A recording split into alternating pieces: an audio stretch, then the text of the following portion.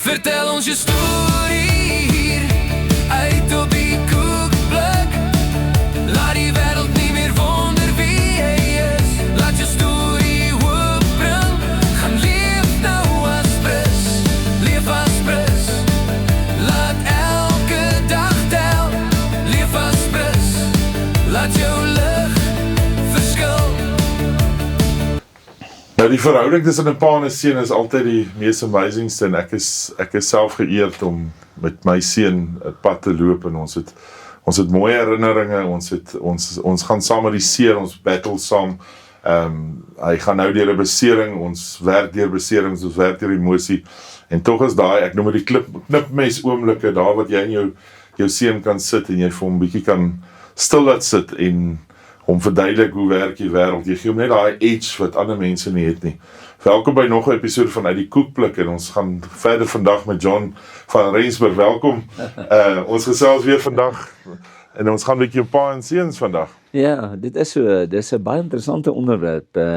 Ek hoop jou seun word gou beter van my kant af. Baie dankie. Ja, dit is 'n interessante onderwerp. Jy weet, ek sien baie in die sportwêreld, veral in die rugbywêreld. Pa en seuns, die verhouding tussen pa en seuns, die verwagtinge wat pa's het en dan ook die vreugde by 'n pa byvoorbeeld as sy seun sukses behaal. Kan jy nou dink dat Karel, Michael, ja, 3 van hulle was Springbok en die ander een vir OP gespeel. Sy naam het my nou ontgaan. Maar dit is 3 van sy seuns wat Springbokke geword het, jy weet. Jo. So dis ongelooflik die trots van 'n pa. En kan jy nou dink, Skalk Burger wat 'n Springbok was, Louis Smit se seun, Olie wat 'n Springbok geword het. So hulle is Robert baie. de Pre. Ja, Robert de Pre wat natuurlik 3 Springbok seuns het. Jy weet, so 'n pa met ontsettend trots wees. Maar alles begin by iets, jy weet. Maar ek dink tog dat daar is tog 'n bietjie partykeer 'n oormaat van of te min belangstelling in jou seun se rugbyloopbaan, te min, of soms te veel en te veel druk wat op die kind geplaas word. En ek het 'n paar goeie storieetjies wat ek graag wil jou vandag mee wil deel, wat ek gesien het in my lewe en gesien het en gehoor het van wat pa en seuns verhoudinge is. Ja, ons sien baie uit. En ek wil nie graag name noem nie, maar my eerste storie is eintlik 'n hartseer storie. Daar was 'n wonderlike rugbyspeler en ek gaan nie name noem nie, ek gaan niemand hier benadeel of wat ook al nie. Daar was 'n wonderlike rugbyspeler in 1958 wat 'n matriek was, wat briljante rugby gespeel het. Hy was ook hoofseun van sy skool gewees, of onderhoofseun. Hy was onderhoofseun, maar hy het briljante rugby gespeel. Maar sy pa het nooit in sy rugbyloopbaan belang gestel nie. En hierdie is die waarheid hoor. En hy wou so graag hê, sy pa moet sien hoe hy presteer. Jy weet, hy wil graag hê, sy pa moet langs die veld wees en vir hom sê, jy het vandag mooi gespeel. Ek is trots op jou, jy weet. En in 1958, toe speel hy vir die Noord-Transvaal Hoërskool span. Van staan 6, graad 1, het sy pa nooit kom rugby kyk nie. Toe kom sy pa eendag by hom en hy sê vir hom, luister, my broer, jou oom, kom Saterdag kuier. En ek en my broer, jou oom, gaan kyk hoe jy rugby speel Saterdag. En jy weet, hy het geblom. Hy het altyd geblom. Sy ideaal het eintlik waar geword. Dat sy pa na hom kom kyk hoe hy rugby speel. Noord-Transvaal Hoërskool gespeel. Ja, dit is 'n groot oomblik. Groot oomblik, jy weet. En sy pa sê toe vir hom, en ek gaan dit nou ver terugvat, en ek gaan verduidelik. Hy het vir hom gesê, as jy goed speel, Saterdag, gaan ek vir jou 'n tikkie gee. Nou, vir die jonger kykers, hulle sal nie besef, wat is 'n tikkie nie? 'n tikkie is 2,5 sent. Vandag is dit niks, ek dink nie, jy kry meer as 2,5 sent. Nee. Maar jy weet, destyds kon jy petrol gooi vir 'n rand. 2,5 sent was baie. Toe sê hy vir hom, luister, my seun, as jy Saterdag goed speel, gaan ek vir jou 2,5 sent. So daar's 'n ekstra motivering vir daai kind, né? Man, in die Saterdag breek aan, Die oom is daar en die pa is daar. Maar die kind kyk die heeltyd na sy pa se gesig. Nie vir die 2,5 sent nie, maar of sy pa tevrede is hoe hy speel. Hy gee sy beste, nie. En wat gebeur is, hy sê die lyftaal lyk nie goed nie. En die eindvletjie blaas toe. En Werner, hy kyk op na sy pa, en sy pa kyk op na hom, hy sê vir hom, my seun, en ek wil nie sy naam noem, X, soos jy vandag gespeel het, was jy nie eens 'n half kroon werd nie. Kom ek verduidelik jou, 'n half kroon was 25 sent. 25 sent daai tyd was vrek baie geld. Jy kon karre vol petrol gooi. En daai woorde nie, het vir hom seer gemaak. Jy was vandag, hy het 2,5 sent verwag. Hy sê, jy was vandag nie 'n half kroon werd nie. Is harde woorde nie. True. Is 'n hartseer storie die wat ek jou vertel. Maar om 'n lang storie kort te maak, die lewe gaan aan. Later, en ek gaan nie jaar noem nie, toe word sy seun 'n Springbok rugby speler. Hy het nie eens vir sy pa gesê, die Springbok span word vanaand aangekondig nie. Hy het vir sy ma gesê, hy het in sy kar geklim, en hy het hier na die fonteine gery in Pretoria, en gewag vir die 9 uur nuus. Toe kom die aankondiging, hier volg die name van die Springbok rugby span, wat na X-land gaan. Daar's 30 van hulle gekies, en sy naam word gelees, as 'n Springbok. Nee, hy is nou 'n Springbok. Wow. 2 jaar later nie. Wow, so dan moet daar 'n En hy goeie jaag wedstryd huis wees. toe. Ja. En hy sê vir sy pa, pa, ek het vanaand 'n Springbok geword. Sy pa het nie veel gesê nie. Sy ma was bly. En so het hy gaan slaap, hy het op daai toer gegaan. Later jare kom die Britse leeu's in Suid-Afrika rugby speel. En hy word gekies vir die Springbokspan wat teen die Britse leeu's gaan speel op Ellis Park. Sure. Jy weet, wat 'n eer dan, nee, om 'n Springbok te word. True. Dit is nie maklik om 'n Springbok te word nie, weet. Nee. In hierdie land het ons nog nie eens 1000 Springbokke Nee. nie. Bietjie af van die punt af. Nee, Omdat dit 100%. ver oor 1000, maar om 'n Springbok te word, Sit nie so in, maklik nie. ja. Is 'n groot prestasie. Ek meen, as een van my kinders 'n Springbok moet word, wel, ek sal mal word van blydskap. Ja. Ek meen, ek kan dit net vir jou sê. En sy pa kom toe by hom. Hy sê, ek hoor jy speel Saterdag vir die Springbokke op Ellis Park. Het jy vir my 'n kaartjie om na die toets te gaan kyk? Weet jy wat sê hierdie Springbok vir hom? Pa, ja, ek het vir jou 'n kaartjie, maar jy skuld my 'n half kroon. Wow. Jy skuld my 'n half kroon. En daar het sy pa vir hom 'n half kroon gegee, en hy was trots op hom gewees. Maar dit wys vir jou nie, jy kan of 'n kind breek. Daar is miskien twee kante.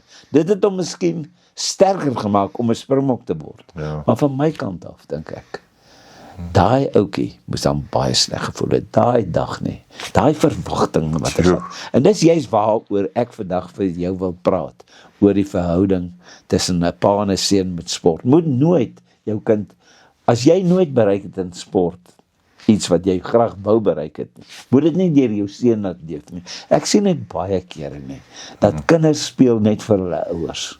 Hulle hou net hulle ouers dop of hulle presteer. Dis die verkeerdste ding. Ouens gaan universiteit toe, en oorlede Joos van der Westhuizen het ook op 'n stadium spelers gewerf by Tikkies. Hy sê, dan kom die ouers by hom. Dan sê hulle, hoor hierso, my seun speel so, hoeveel kan julle hom betaal om vir julle te kom speel? Dan het Joos gesê, goed, wat swat hy jou? Dan sê jy vir mamma, mamma, wat swat hy nou weer? Wow. Jy weet, wat swat hy nou weer? Dis verkeerd. Dis verkeerd. Die pa soek geld vir homself, Ja. Het gaan nie vir die kind nie. As dit oor die kind was, ek sê, jy gaan nou regtes, hy gaan regtes wat, of hy gaan meer iets wat, dis wat hy doen. Maar dis wat gebeur, nee. Ek sien soveel kere, en ek wil cricket gebruik, party ouers, nee, voor 'n wedstryd, bowl hy het nog nooit in sy lewe gebowl of groot cricket gespeel, maar nou gooi hy balle in die nette vir sy seun om te kolf. Hy vertel hom hoe hy moet speel. En dan is daai kind onder so druk, dan gaan hy met die eerste bal uit. Dan praat die pa nie met hom nie. Hoe wreed kan dit vir 'n kind wees nie? Ek verstaan nie. Ja. Wat ek baie geniet is natuurlik die ma's by die stoei. Kyk, ek meen met die stoei, jou kinders is ook betrokke by daai ding, maar ma's by die stoei, het jy al gesien, dit klink soos tromboeners by mekaar. Kyk, kom Jannie, dis reg Jannie, hulle weet niks van En hulle staan Jannie, dat sê, mooi Jannie, yes Jannie, ek sal net vir die ma's aan kyk, en jy weet, is ongelooflik nie, maar dis hoe dit werk, en jy ken het, Ben, jy self, 100%. Vertel my 'n bietjie van jou. Weet jy John, ja, ek het obviously as afrigter sien ek dit geweldig baie, en dit is vir my baie sad om te sien hoe ouers te kere gaan langs die veld, en ek probeer altyd sê, wie is sy grootste ondersteuner, nie sy grootste kritikus nie, en dit is vir my altyd so profound om te sien, hoe jou seun speel, en hulle is op die veld, en hy probeer kliphard, en al die seentjies, hulle almal draai maar om en kyk, en dan staan 'n pa en hy skree op hom omdat hy 'n bal gedrop het, dan sal ek altyd staan en sê, maar dink jy hy het dit as prins gedoen? Hy het nie as prins gedoen. Hy probeer net kliphard, net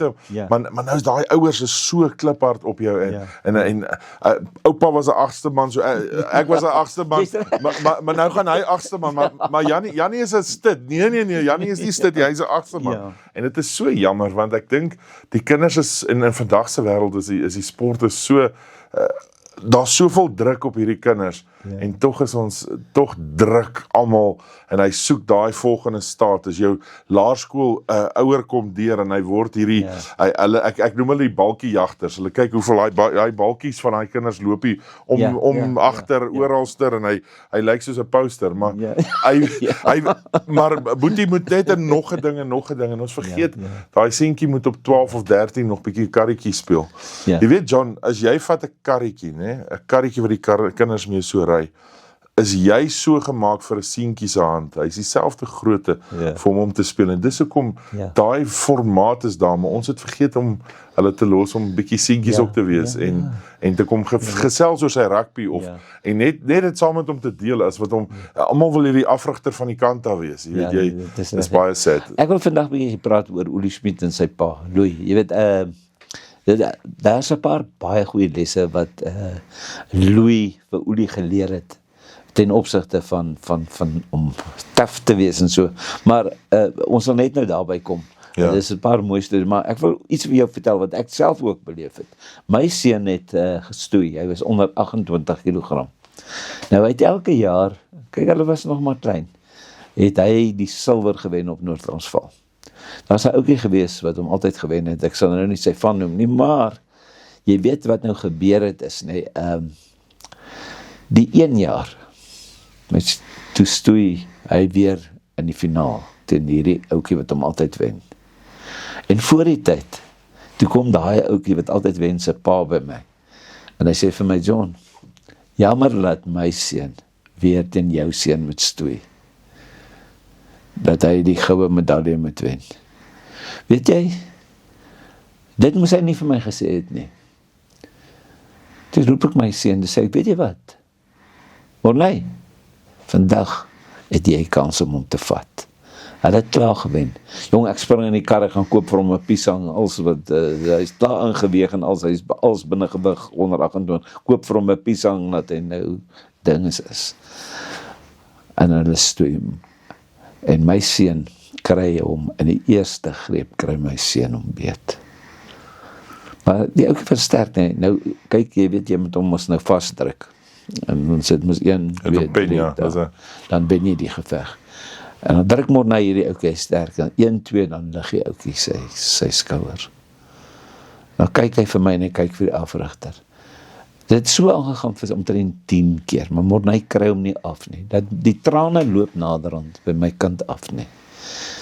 So hy besef, hy gaan nou alles, hy is nou klaar, hy kan nie nou meer nie. En die afrigter, ons staan groot oog, sê, ag, mag hy maar dit doen nie. En ons skree. Maar hy kyk vir een keer, die laaste keer vir my. En hy het 1, 2, 3. Hy wen die titel. Hy pen daai seun. Hy pen daai seun. Hy vlieg daar op, hy hardloop in my arms in. Ek huil, hy huil. Afrigter huil. Ons almal huil. Maar weet jy wat vir my die ergste van die hele storie? Is eintlik hartseer. Die pa wat voor die tyd vir my gesê het, jammer dat jou seun teen my seun moet stoei, nee. Dat hy weer gaan verloor. Weet jy, hy het nie eers my hand kom skud nie, hy is weggeloop daar, sonder om vir my of my seun geluk te sê. Baie sleg. Weet jy, is dit nie sleg nie? Dis sleg. En dit is vir my hoe dit nie moet wees nie. As jy verloor, aanvaar dit. Maar elke keer wat my seun teen daai seun verloor het, ek sê, well done. Dis 'n les in die lewe. Dit is so. En dit is nou maar so. Ja. Maar nou ja, ou Werner, ek wil vandag eintlik praat oor my Kom ons groot gesels maat, oor hierdie. ou Olie, jy weet, dit is ou Louis. Dis die oorspronklike blou bil. Ja, dis die oorspronklike blou bil, en as jy nou kyk na hierdie foto, met hierdie lang snorbaarde, natuurlik was dit die voorblad van 'n program van die Wallabies en die Noord-Transvaal span in 1963. En dit lyk mos nou, as jy nou kyk na hierdie foto, Ja. dit is basies, dit lyk soos horings. Dis horings. dit lyk absoluut so. En dis waar die naam van die blou bulle vandaan gekom het, jy weet. So Louis Smit, die pa van Olie Smit, was die oorspronklike blou bil. So daar's vandag 'n les Ja, vir almal wat blou bulle ja, is vandag. verstaan jy? Waar kom die blou bil Ja, vandaan? ja. Is Louis Smit. En Louis was 'n woeste rugby speler, Noord-Transvaal kaptein. Jy weet, hy het sy rugby op 'n harde manier gespeel ook. Maar wat ek wil sê is, hy het Olie lewenslesse geleer. Sy groot motto in die lewe was, as 'n rugby speler, die beste raad wat Olie vir my gesê het, wat sy pa vir hom gegee het, was 3 dinge. Of 2 dinge. Aanhou en uithou. Luister mooi wat ek vir jou sê. Aanhou en uithou. Jy gee nie op nie. Jy gee nie op nie. Jy weet, ou Louis was staf nie. Jy ken nie Tom Jenkins nie, maar jy ken hom in Pretoria, dalk. ja. In Pretoria, hy is 'n opdraander van omtrent 2 kilos. So, jy weet dat sy pa, ou Louis, het vir Olie op sy skouers gedra. Toe is Olie omtrent 4 jaar oud, dan hardloop Louis daai Tom Jenkins uit met Olie op sy skouers, want hy glo, aanhou en uithou. Jo. En hy het Olie ook laat stoei nie. En Olie het daai beginsel toegepas ook. Aanhou en uithou. Hy het dit in sy rugby ook gedoen. Aanhou en uithou. En hy het as klein seentjie natuurlik gestaan en kyk hoe sy pa die spanne afrig. Daar het hy geleer van hoe jy 'n bal moet uitgee en al daai tipe van ding. Maar jy weet, hy was 'n pa wat ook gesê het, moenie my kind boelie nie. Hy het gesê, jy moet nie net 'n ander ou kies vir jou onderkry nie. Onthou, dis aanhou en uithou. 'n Smit verloor nie. 'n Smit verloor nie. Hy veg tot die einde. En hy het vir my gesê, nou stuur sy pa hom skool toe. Nou is daar 'n ou wat 3 jaar ouer is, hy's 3 standaards hoër as hy. Nou, ek wil dit nou nie aanpor wat sy pa vir hom gesê het nie, maar hy het vir hom gesê, daar toe ouetjie gekom, wat hom geboelie het. Hy het vir Olie geboelie. Olie, die boelie het hy eindelijk geword, maar hy het vir Olie geboelie. Maar wat toe gebeur het? Toe kom hy nou by Louis. Hy sê, pa, hier is hierdie ouetjie, hy boelie my elke dag. Maar ou Louis kyk vir hom so, hy sê, man, ek koop vir jou pakkie Simba chips. Gaan donder hom maar. As jy hom goed donder, dan koop ek jou 'n pakkie chips. Hy's 3 jaar ouer as hy, nee. En toe gaan hy. Hy donder hom. En Olie donder hom die volgende dag, nee. Hy donder hom. En die eerste ding wat Olie vir sy pa vra toe by hom kom is, pa toe die skoolhoof al vir Louis gebel en sê, jou seun is 'n bekleier. Jy moet my kom sien. Toe het hy hom gaan sien en wat toe gebeur het, en toe het hy Olie vra hy vir Olie, hoekom beklei jy? Hy sê, meneer, my pa het my gesê, meneer dat hy my boelie nie, ek moet aanhou en uithou. Maar toe hulle uitstap uit die kantoor uit, toe vra Olie, eerste vraag aan sy pa, waar is my pakkie chips? En sy pa vir hom my pakkie chips gaan koop, in elk geval. Ja. Nee, maar, jy weet,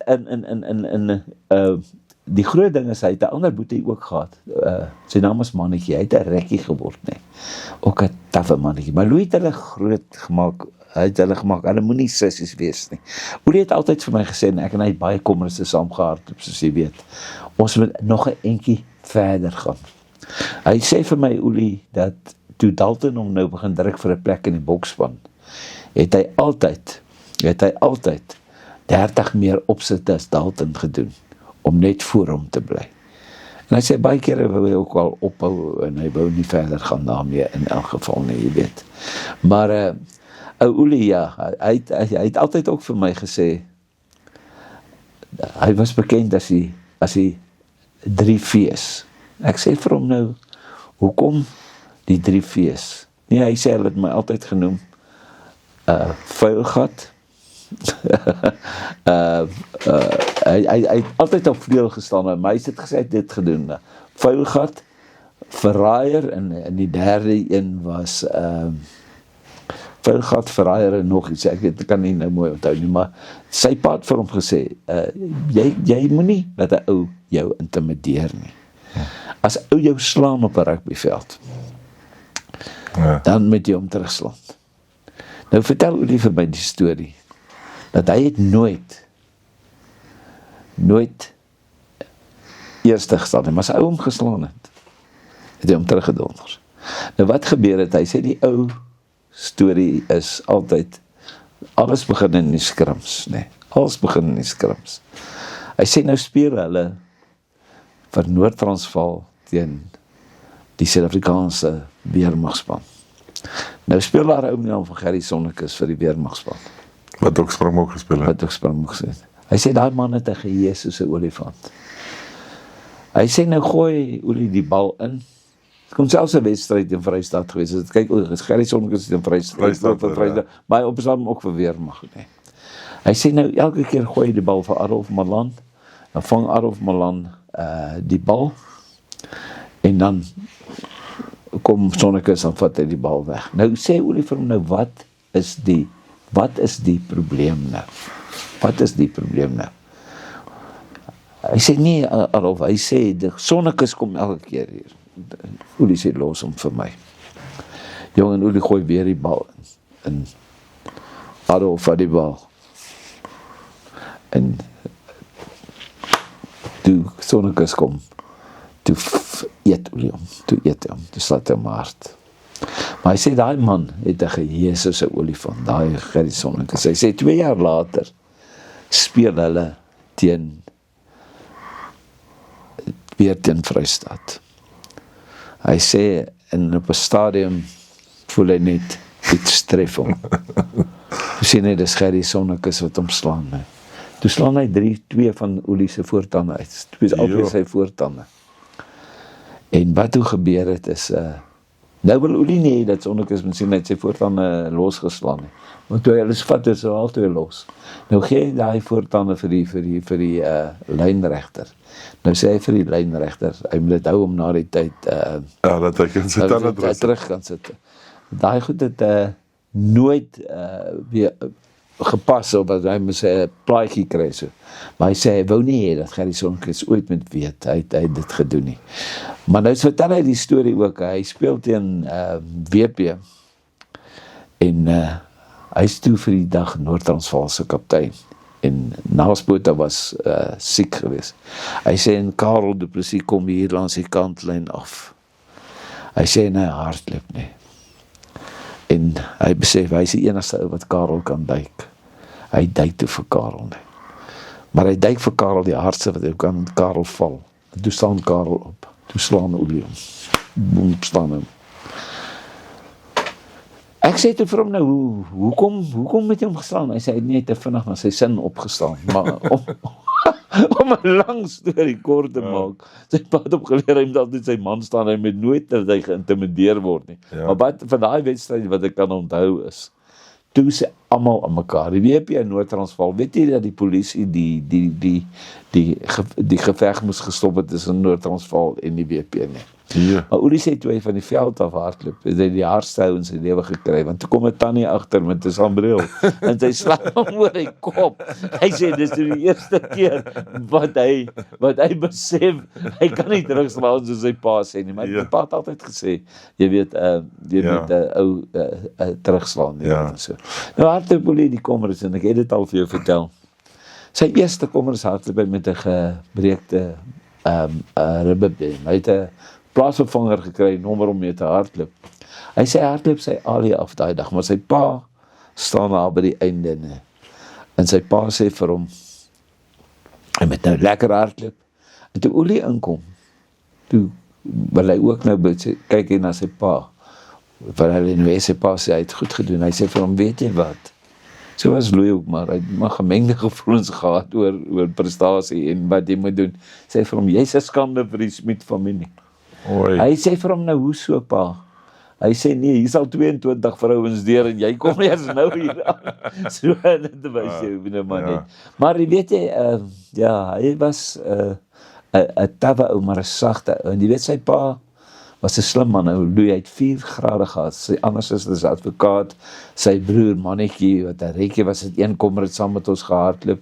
Hulle is taai mense nie. Maar wat Olie vir my gesê het, is net die manier hoe sy pa altyd vir hulle gesê het, jy weet, julle moenie ophou nie, julle moet aanhou, julle moet klaarmaak wat julle begin het, jy weet. En hy het altyd na elke rugbywedstryd saam as sy pa toe gegaan. En wat toe gebeur het is in 1964 het Louis vir Noord-Transvaal teen WP gespeel. En Louis het daai dag nie 'n goeie wedstryd gehad nie. Toe drop die Noord-Transvaal keerders vir Louis op 26. Toe sê Louis hy's klaar met rugby. Hy's klaar met rugby. En toe het Louis nooit weer rugby gespeel nie. En toe Olie 1992 was Olie kom train, seker so 28. Toe kom die destyds afrigter van Noord-Transvaal by hom en hy sê vir hom, luister,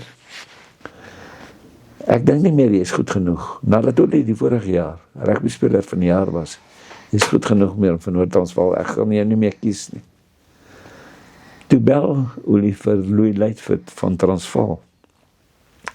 Toe sê, wil jy, ek moet vir jou kom speel. Toe sê hulle, hoe laat kan jy hier wees? Maar toe vra ek hom nou eendag, sê ek vir hom nou, sê nou vir my, hoekom het jy Noord-Transvaal verlaat? Hy sê, weet jy wat, ek wou nie gehad het, omdat ek soveel respek vir my pa gehad het, dat hulle dieselfde met my doen, as wat hulle met my pa gedoen het. Jawel, hy het besluit, hy gaan nie. Ja, ek dink dit was 'n moeilike tyd vir hom, maar dit was 'n moeilike tyd vir hom om dit nou te besef. Jy weet dat hy nie kan dit doen nie. Maar ag, jy weet, sy pa het altyd met hom gespog, jy weet, en gesê, dis nou my seun Louis. Hoe hy vir Noord-Transvaal gekies is, kyk, Louis het vir Quintus van Rooyen baie goed geken. Quintus van Rooyen was die sportskrywer van die Beeld destyds. En elke keer speel Olie sy alie af, maar hy maak nie vir Noord-Transvaal. Nou bel hy Louis vir Quintus. Hy sê vir hom, skryf bietjie my seun op. En natuurlijk die volgende dag die koerant oopmaak, toe sien hulle Quintus het geskryf die volgende wedstryd, dus Olie in die Noord-Transvaal span. En al die type van ding, jy weet. En toe het hy vir Noord-Transvaal gespeel. Maar hy sê, het was vir hom in 'n stadium moeilik om die skadu van sy pa te speel. Want sy pa was 'n ou wat sy rugby hard gespeel het, nee. Maar jy moes ook nie met Louis Smit gesukkel het nie. Baie mense sê Olie was 'n vuilgat. Die een is vuilgat verraaier, die ander een kan ek nie nou onthou nie, dis die fees. Dis 'n vreeslose of iets. Ja, die fees, maar hy was die vuilgat verraaier en wel, ek sal dit later onthou, maar wat nou gebeur het, hy sê toe hy nou besluit dat hy gaan Transvaal toe, het hy 'n week of 2 voordat hy Transvaal toe gegaan het, vir 'n ou Noord-Transvaal trein gegee. Hy sê een Sondag kom hy in sy tuin, hier lê 'n Noord-Transvaal trein. Dus die ou wie hy die trein gegee, dit oor die muur gegooi en vir hom hy het gesê, jy's 'n verraaier, ek wil nie jou trein hê nie. Hoe kan jy nou glo dat dit so gebeur het, jy weet. Ja. Maar Olie het sy pa se talente geërf met sport. Jy weet, hulle was baie sportief, daai familie. En hy het vir Noord-Transvaal muurbal ook gespeel, Olie. En natuurlik, sy pa het geglo aan fiksheid ook. Jy weet, so. Maar nou ja, dis beide kante wat ek nou aan jou beskryf het, maar Louis Smit was 'n harde man. Ek het hier 'n foto, wat ek nou wys ook, wat ons nou hier wys vir die kamera, wat Tjoe, kyk daai gesig. Ja, daai gesig van, kyk net hier die gesig van Louis. Kyk, Louis het ook nie aan hom laat slaan nie, nee. Kyk, hy het een wedstryd, 'n ou, sê nou maar, hy het gespeel vir Oostlikes. En 'n ou van Likkewane het hom geslaan soos op die foto. En daar was 5 minute oor. Toe het hy sy neus net reg gedruk. En toe het Louis teruggekom. En toe het Louis vir die skeieregter gevra, Bertie Strasheim, hoeveel tyd is daar nog oor? Toe sê hy 4 minute. Toe sê Louis, dis genoeg. Toe blaas die skeieregter, hy vletjie, want hy het gehoor wat sou gebeur het, jy weet. As dit nou moes gebeur het. Wat ook vir my 'n mooi storie is, Louis, toe Olie sy eerste Springbok trui kry, het die trui nie vir sy pa gegee nie, maar vir sy ouma. Dis nou Louis se ma. Sy het ook 'n groot aandeel gehad, nie net in Louis se rugbyloopbaan nie, maar ook in Olie se loopbaan. En sy eerste Springbok trui het hy gegee vir sy ouma. En ja, Olie is vandag in Australië, is 'n baie suksesvolle dokter. So, pa en seun verhouding is moeilik. Kom ek sê ook in boks, ek weet van Andri Steyn wat geboks het. En sy pa het hom ook afgerig. En Andri Steyn het geboks teen 'n ou in die naam van Ken Buchanan, wat ook 'n baie goeie bokser was van Skotland. Maar is soms bietjie moeilik as jy afrigter is van jou seun en jy's 'n bokser. As jy seer kry, gaan jou pa intree. En wat gebeur? Andri Steyn het my vertel, hy sê dat hy het teen Buchanan geboks en hy sê hy het goed gevaar, maar Buchanan het hom met 'n hou gevang. En hy het afgegaan en hy sê, maar hy het net afgegaan om bietjie te rus. Ja. En hy sê toe kyk hy na sy pa en toe sien hy, toe hy sy pa se gesig sien, toe gooi sy pa die handdoek in. Hy sê, hoekom gooi jy die handdoek in? Hy sê, ek wou net 'n bietjie rus. Jy weet so, ek weet nie of dit altyd 'n goeie ding is dat 'n seun deur sy pa afgerig word. Maar wat ek wil sê, Werner, is die verhouding tussen 'n pa en 'n seun moet so wees, dat 'n kind nie onder druk wees en 'n pa moet ook nie te veel verwagtinge op 'n kind plaas, verstaan nie? Ja, ek dink 'n mens moet die mengsel reg kry. Dis interessant in elkeen van jou gesprek wat jy praat, is waar die kind omkyk na die ouer toe. En ek dink soms die ouer besef nie wat hy om die kant staan. Hy dink die kind speel net daar en ek staan en kyk, of ek sit in die stadion en kyk. Maar daai kind soek jou oog, hy soek waar jy is. En dit is hoe ek sê altyd, jy moet die beste ondersteuner wees wat kan wees. Selfs as jy by die huis TV kyk en saam met jou seun of jou dogter, whoever jy saam is, jy sit en kyk daai sport, moet jy die beste ondersteuner ook wees. En ek dink, 'n mens kan hierdie ding baie ver uitbrei oor ondersteuning, want mense is so geneig, ons praat baie in die programme van daai boe en daai lelik wees, en maar nou is jy useless. En daai goed print in daai ander kind in, maar as jy kan wys, maar sien, jy het 'n fout gemaak, maar jy doen goed. Dis al wat hy wil hoor. Hy wil net, hy soek daai goedkeuring, daai groen merkie om te sê, jy was meer as genoeg. Jy weet, as 'n ou Springbok word, is daar 'n kontiekie. Jy word basies die aand, neem die span jou onderhand. As jy vir die eerste keer 'n Springbok is, hulle noem dit 'n kontiekie. Ja.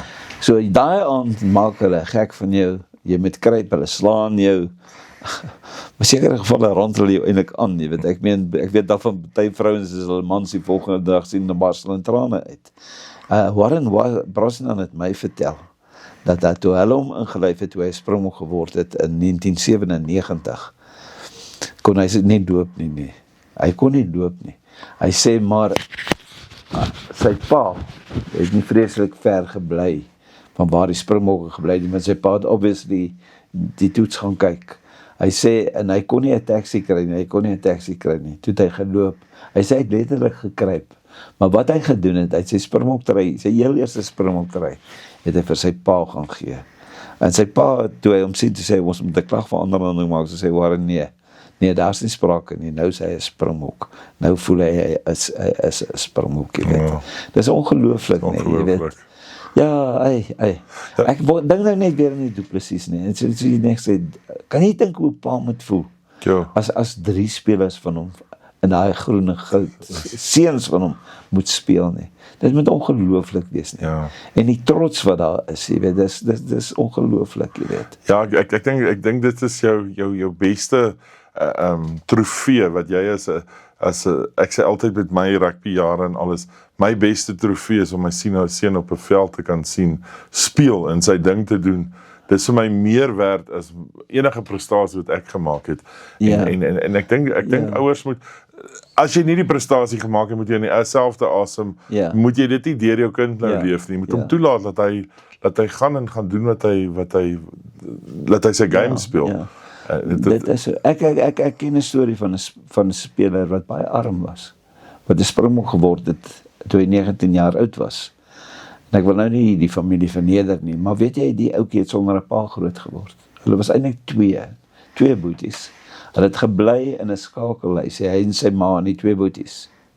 En hulle, die een, het 'n Springbok geword toe hy 19 jaar oud was. Was hulle losskakel. Maar sy maatjie het skrimskakel gespeel, 'n ou met die naam van Nancy Nel. Hulle was bloedbroers. Nou wat nou gebeur het is, die ma die kinders grootgemaak, daai 2 seuns van 3 jaar, en Nancy was hulle pel, van 3 jaar oud om daai ma, daai kinders grootgemaak. En wat gebeur het is, hulle het saam gespeel in dieselfde skool, en ja, hulle het in die aande het die 3 saam geslaap voor 'n big game, in 'n klein kamertjie, in 2 bedjies, maar so langs mekaar gesit. Die volgende dag het Hansie saam met die 2 boeties gaan speel. Die een het toe 'n Springbok geword. En ongelukkig het hy nooit weer vir Suid-Afrika gespeel nie. En die ander een het ook 'n Springbok geword, maar Hansie Nel, die vriend, het nooit 'n Springbok geword nie. Alhoewel hy vir Transvaal 120 skrimskakel gespeel het, het hy nooit 'n Springbok geword nie. En hy het in die besigheidswêreld ingegaan. Maar die een boetie wat Springbok geword het, die ander een het ook in die Sakeberg, maar die een wat so jong Springbok geword het, is nooit weer vanweë verskeie redes vir Suid-Afrika nie gekies nie. Baie mense sê hy moes gekies gewees. So aan die einde moes hy sy rugbyloopbaan afsluit by 'n kleiner unie. En hy moes ver ry om sy rugby daar te speel. En een aand het hy verongeluk. Maar sy ma het nog steeds in dieselfde skakelhuisie gebly en as. Ma het hom groot gemaak. En toe kom sy by Hansie. Onthou, Hansie is die vriend. Toe sê sy, Hansie, ek het nie geld. Ek het nie geld om my kind te begin. Om die persoon wat dood is te begrawe nie. Toe sê Hansie, Tannie, ek sal hom begrawe. Ek het die geld vandag. Hy was goed vir my. Hy was my bloedbroer. Ek sal hom begrawe. Nee. Hy het daar gehelp, hulle daai begrafnis betaal. En die mooie storie is, so 4 weke na die begrafnis, kom die tannie by Hansie. Sê sy, Hansie, ek het nie geld om vir jou te betaal, maar ek gee vir jou vandag sy skooltrui en sy Springboktrui. As 'n geskenk. Toe sê tannie, ek waardeer dit. Ek gaan dit skenk vir die skool waar hy was. Gaan ook nie skool se naam noem nie. Maar 10 jaar later kom hy weer. Hy het dit pragtig geraam. Toe soek hy dit by die skool waar hy dit geskenk het. Toe is dit weg. Toe sê Hansie, nou waar is hierdie goed? En waarvan praat jy? Toe sê hy, soek daai goed. Soek daai goed tot ons dit kry. Hy was nogal redelik omgekrap daaroor. Toe kry hulle dit in 'n stoor. Net van die duiwes, jy weet wat, Ja. op dit al gaan sit. Die treie is verblyk gewees. Toe sê hy vir hulle, gee daai terug. En weet jy wat? Toe bel hy my. En ek gaan dit nie vir die kamera wys nie, maar dan gaan die mense weet watter skool dit is. Ek wil nie skole verneder of wat ook al nie. En sy trei. Toe bel hy my, toe sê hy vir my, wil ek dit hê? Toe skenk hy dit vir my museum. Ek het dit binne 'n halfuur by hom gaan haal. Dit is vandag vir my 'n trotse besitte.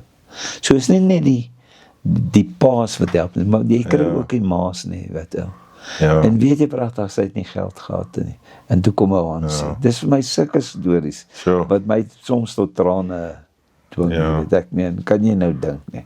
Jy weet, Dwayne Vermeulen se pa is dood toe hy 8 jaar oud was. Sy ma het hom groot gemaak.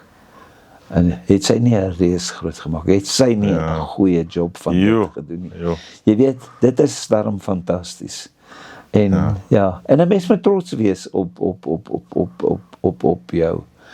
jou kinders se prestasies.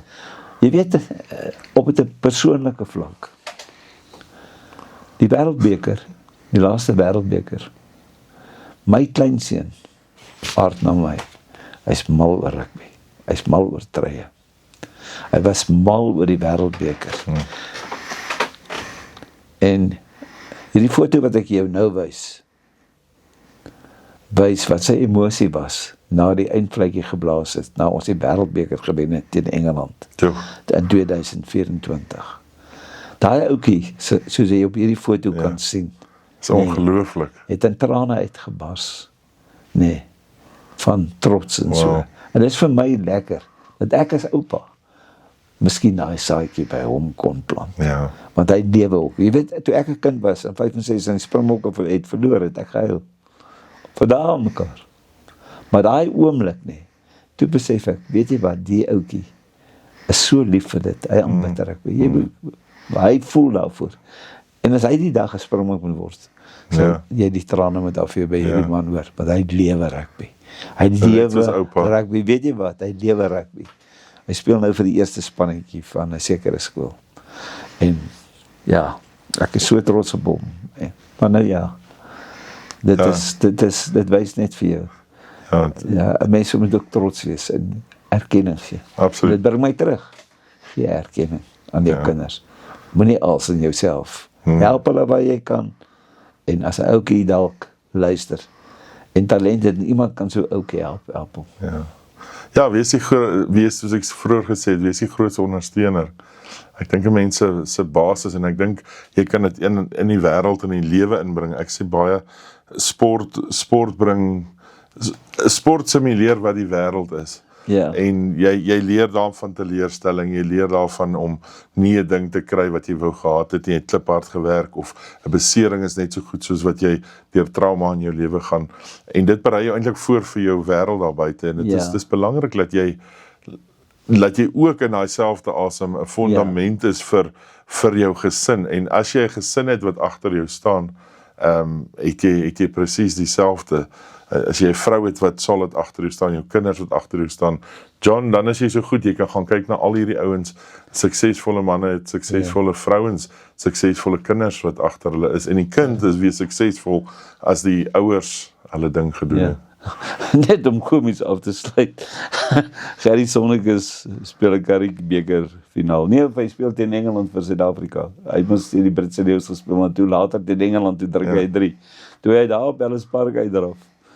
Maar almal nou so gespanne is, kyk Gerry, daar 60,000 mense op Ellis Park. Hy sê vir die ou langs hom, ek wonder waar sit my ma. Dis wat hy kan sê, ek wonder waar sit my ma. Is dit nie? Dis pragtig. John, ek gaan hom afsluit, ek wil ek gaan dit nou spontaan doen, want die koekblik is ook nou pa en dogter, so ek gaan vra dat my dogter omkom hierdie kant toe, dat ons daar ook onder. Ja, kom ons doen dit, dis reg, Nou, jy moet dit doen. Ja, sit daar so. Sy is ons kameraman, ons editor, sy Sy is Moet net nie hier op Olie ja, Boelie moenie sit. op olie sit nie. Maar ja, hier's my dogter ook en dit is ook die fundament in ons lewe en dit is die grondslag waarop Ja, mense dis reg. se lewe lei en dankie Ja. vir jou ook.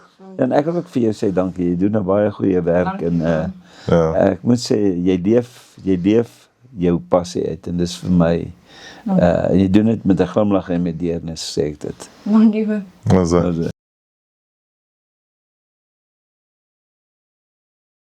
Vertel ons je story.